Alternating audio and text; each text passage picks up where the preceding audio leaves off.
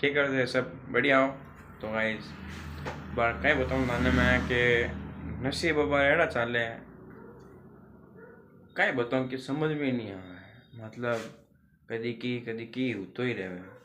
अबे मैं कहीं बताऊँ थाने मारे रास्ता में आऊँ मैं मारे यार मैं लेने आयो एप्पल का एयरबड्स आप गाला नहीं ब्लूटूथ ईयरफोन वाले बे। तो यार पाँचों दुकान आयो जीता जेब हमारी है हमार लिया रस्तन जान सब हमार लिया मिल नहीं रही है। मन लागे मारे पे एप्पल वाला पड़गा गमगा कि नहीं मिलिया जब कोई पाछा देव दे कौन था याने एयरबड्स एप्पल कौन देवा पाछा तो ठाई कोनी सा कोई नुकसान अलग हूँ। तो नसीब लोग मैं बताऊँ ना कि नसीब बड़े अल्लाह साहब देखो कभी की होतो रहे कभी कोई वास होतो रहे आपकी बार एप्पल का एयरबड्स ही गमगा मारतो।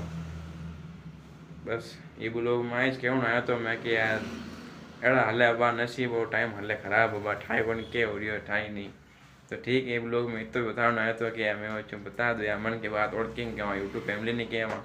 तो ठीक है ब्लॉग में तो ही मिला पर दूसरे ब्लॉग में। Thanks for watching bye.